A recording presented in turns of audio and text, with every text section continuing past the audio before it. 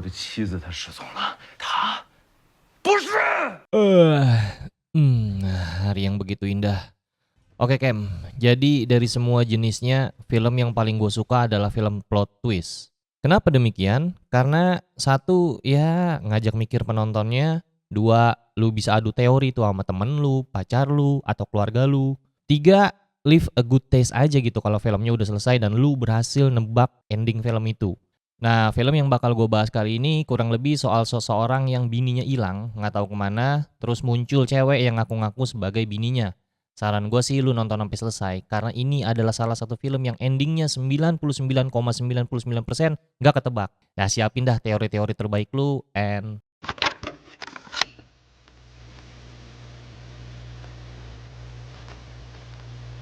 film berjudul Lost in the Star tahun 2002 ini dibuka dengan seorang suami bernama He Fei, selanjutnya kita panggil Fei untuk memudahkan penyebutan, yang kehilangan istrinya ketika mereka lagi liburan perayaan hari jadi pernikahan 1 tahun mereka di sebuah negara fiktif bernama Barlandia. Fei ngelapor ke kantor polisi soal bininya yang hilang itu, tapi polisinya tuh kayak kagak peduli gitu Kem, karena dikira ya itu paling cuman pertengkaran antar suami istri, biasalah, ntar juga balik bini lu, gitu kata polisinya. Fei yang kehilangan kesabaran karena dicuekin, ngamuk tuh Kem di dalam kantor polisi. Ya udah diusir kan tuh sama Pak Polisi, dilempar keluar. Di tengah keputusasaannya, Fei disamperin sama salah satu polisi bernama petugas Zeng, seorang polisi keturunan Tionghoa yang ditugasin di situ. Zeng ngejelasin nih, ini tuh lagi musim turis, jadi laporan-laporan dengan bukti yang dikit nggak bakal diproses. Fei mohon-mohon dah tuh sama tuh polisi, karena visa doi katanya sisa 5 hari lagi. Nggak tega ngeliatin si Fei, Zeng pun memutuskan untuk bantuin Fei dan ngasih doi kartu nama. Abis itu Fei balik ke hotel tempat doi nginep. Walaupun udah ada yang mau bantuin, cuma ya namanya bini hilang kan, stres juga lah Kem. Nokip dah tuh si Fei ampe tepar.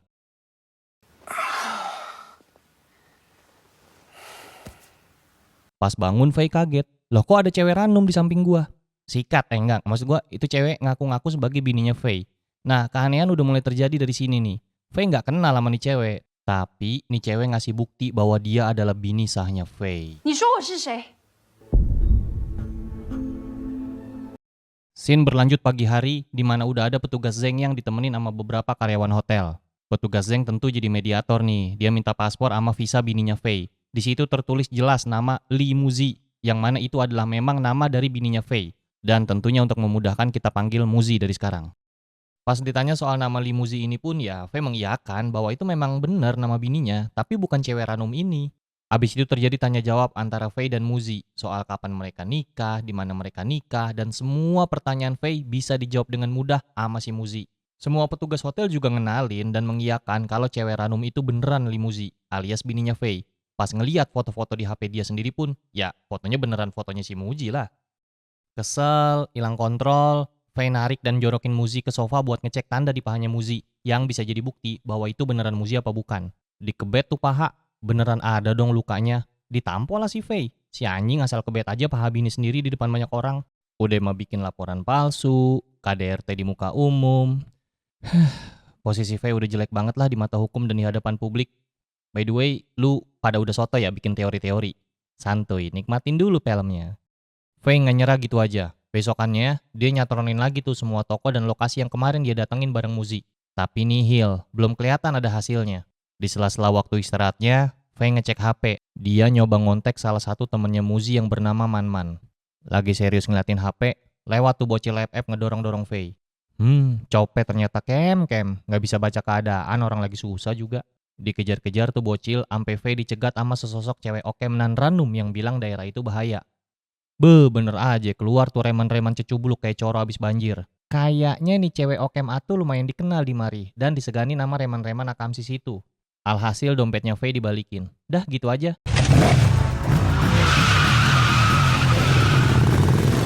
Belum puas sama investigasi hari itu, Fei lanjutin ke tempat lain. Berikutnya doi ke toko buku. Ngeliat ada CCTV, Fei minta rekamannya ke mama penjaga toko buku. Tapi kagak diizinin Kem, katanya kudu sama polisi. Dari lantai 2, turun nih si Muzi. Si emak kekeh nggak mau ngasih rekaman CCTV tokonya. Lagian si emak bingung. Lah, ngapa lu nyari bini lu? Kan bini lu ada di depan lu nih. Kayak kagak kenal kapok, Fei lagi-lagi manggil petugas Zeng buat bantuin dia. Lagian petugas Zeng juga kagak kapok lagi dipanggil terus sama Fei. Kocak. Oke, didampingin sama petugas Zeng, Faye akhirnya diizinin buat ngecek rekaman CCTV itu toko. Dapet tuh momen yang dicari. Gambar buffering. Set, udah pede kan tuh si Faye. Yang keluar mukanya Muzi dong. Ya iyalah, siapa lagi Kisanak. Faye yang udah gak ngerti lagi harus gimana jadi keliengan. Dia ngambil obat dari kantongnya, direbut tuh obat sama Muzi. Dan Muzi tuh kayak ngelarang Faye gitu buat minum tuh obat. Petugas Zeng nanya dong, itu obat apaan? Karena gak ada yang mau jawab, Zeng pun ngancem bakal menjarain Faye. Muzi akhirnya buka suara tuh dan ngaku bahwa itu adalah obat syaraf. Jadi gini, Faye itu kan guru menyelam. Nah, di film ini dijelasin kalau Faye itu menderita disfungsi otak karena bertahun-tahun menyelam. Dokter syarafnya nyaranin Faye buat konsumsi obat pemulih syaraf. Yang nggak disangka-sangka itu obat ada efek sampingnya, yaitu bikin Faye jadi pelupa, cemas, temperamental, bahkan halusinasi. Misalnya nih, malam-malam kebangun, nyekek Muzi, terus tidur lagi. Amazing. Cuman ya, si Faye ini asli batu Kem. Masih ngotot aja gitu loh kalau cewek di depannya itu bukan Muzi, istrinya. Muzi ke Shield ditinggal tuh si Faye. Untuk terakhir kalinya, petugas Zeng bilang kalau laporan Faye atas orang hilang udah resmi dicabut. Pause. Ngerasa mentok sama situasi ini, Faye ngabisin waktunya nokip lagi dong di bar. Nokip terus. Di situ Faye ketemu lagi sama cewek okem yang tadi nolongin pas dia kecopet.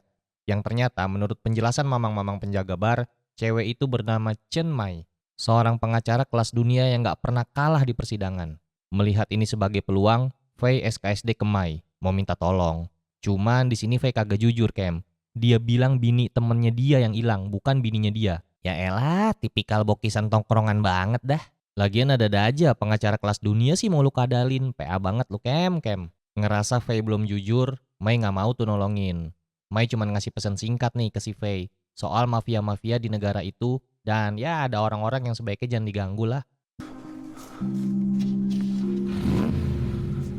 Ngerasa salah karena kemarin bokis, Faye nyamperin Mai ke kantornya buat minta maaf. Baru dah tuh doi buka-bukaan soal kasus yang dia alamin. Setelah mohon-mohon karena visanya sisa 3 hari lagi, Mai akhirnya mau bantuin Faye. Di sini Mai ngingetin lagi nih soal sindikat yang udah beraksi di beberapa negara. Di setiap aksinya, target sindikat ini tuh selalu jelas dan rencananya rapih banget. Ya jauh lebih rapi lah daripada pemerintahan Zimbabwe.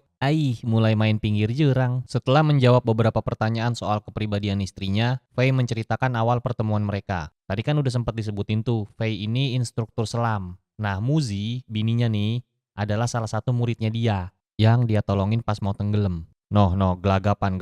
Nah. Dan di sini tuh juga disebutin soal langit berbintang di bawah laut yang jadi tema utama film ini, Kem. Faye kayak janji gitu dah dia mau ngajakin Muzi ngeliat bintang di bawah laut. PDKT berjalan lancar, Muzi juga mau diajakin ngedate. Nah, si Cubluk kegirangan, Oh iya, ada salah satu scene di mana Muzi nyebutin nama Manman. Ya, salah satu sahabat Muzi yang tadi ada di phonebooknya Faye. Muzi kenal sama Manman pas mereka sekolah seni bareng di luar negeri. Muzi ngambil seni lukis, Manman ngambil seni pentas. Manman ini bisa dibilang gak percaya gitu sama Faye. Ya wajar lah, namanya kan sahabat ya kan. Saking gak percayanya sama Faye, Manman juga ngeblok nomornya Faye. Makanya tadi Faye gak bisa ngechat si Manman kan. Karena gak pernah ketemu, dikit banget lah informasi tentang Manman ini yang diketahui sama Faye. Faye cuma tahu kalau Manman punya tato di dadanya. That's it. Pernah sih sekali waktu Muzi mau nunjukin fotonya Manman, tapi nggak sempet karena gara-gara ngeliat tuh foto mereka jadi tabrakan. Oke, ngerasa udah punya beberapa petunjuk yang meyakinkan, Mai mulai gerak tuh. Dia ngajak Faye buat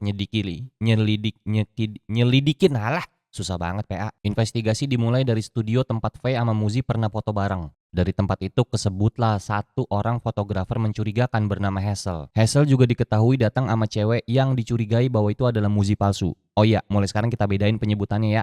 Muzi asli sama Muzi terduga palsu. Film dilanjutkan ke scene flashback pas pertama kali Muzi ngilang. Jadi awalnya Faye ngajakin Muzi buat nonton kembang api di suatu bar. Udah di booking tuh tempat sama manajer barnya. Di posisi yang paling bagus. Pas mau jalan, Muzi katanya kurang enak badan nih. Jadinya Faye jalan duluan ke bar itu. Ya Faye gak curiga sama sekali lah. Karena kan dia ngiranya, oh bini gua mau nyiapin kejutan kali ya. Kan ini anniversary kita. Dia nunggu sejam, 2 jam lah kok Muzi kagak datang-datang nih. Pas lagi mau cabut, gak tahu kebetulan apa gimana. Ya tapi namanya juga film sih. Pas banget MC acara nanya nih siapa penantang minum berikutnya. Ya udah ditarik jadinya ke panggung kan. Udah gitu si PA satu ini juga kagak konsisten. Udah tahu bininya kagak datang-datang. Ya mbok ditolak gitu loh acara minumnya malah nokip. Aduh. Nah kan kobam kan. Abis rada segeran dari maboknya, Faye buru-buru balik ke kamar hotelnya, tapi dia kagak nemu Muzi tuh. Kalau dari informasi resepsionis sih tadi katanya Muzi keluar. Oke, udah balik lagi nih ke scene masa sekarang. Setelah diteliti, ternyata rekaman CCTV di toko buku Mama tadi udah diedit. Kebukti dari buku yang dibeli sama Muzi palsu beda. 他们买的书不一样。 Asumsinya Mai nih, seisi hotel ngejebak Faye setelah tahu bahwa Faye sama Muzi orang kaya. Apalagi si manajer hotel tahu bahwa Faye itu punya penyakit saraf. Minumannya Faye dicampur obat tidur, Muzi palsu ngeganti paspor sama semua foto di HP-nya Faye. Dan gak berhenti sampai situ, manajer hotel juga ngedatengin toko buku tadi buat ngeganti rekaman CCTV-nya. Mantap! Setelah semua rekayasa tadi selesai, mereka ngegotong Faye ke kamarnya. Dan well, Foy lah. 等你醒来。 Intinya, Mei berasumsi bahwa Muzi asli ini diculik dan disekap sama manajer hotel yang mungkin adalah kaki tangan mafia yang tadi gue bilang. Di tengah Mei lagi ngomong, kedengeran dari luar langkah kaki Muzi palsu yang mau masuk kamar. Gua demen nih sama Mei, nggak ada scary-scary-nya dia, kagak pakai ngumpet-ngumpet. Diantepin langsung depan mukanya Muzi palsu. Sebelum pergi, Mei ngasih alat penyadap ke Faye karena abis itu Faye mau diajakin makan malam sama Muzi KW. Makan malam yang seharusnya santuy, romantis, menatap keindahan langit, malah diisi dengan saling serang intimidatif antara Faye dan Muzi palsu. Di sini Muzi palsu udah terang-terangan soal rencana busuknya. Malahan dia ngancem Faye tuh. 我就有权强制你住院。 Oh gitu mainnya kamu ya? Gue kesel dah. Di mari kan Mei udah ngingetin Faye nih supaya nggak kepancing emosi sama Muzi palsu. Tapi si kurap satu ini ujung-ujungnya tetap aja hilang kontrol. Ya namanya ngamuk di muka umum, dilihat dah sama banyak orang. Ngerasa keadaan bakal di luar kendali, Mei nyamperin mereka berdua. Tapi terlambat, udah runyam keadaannya.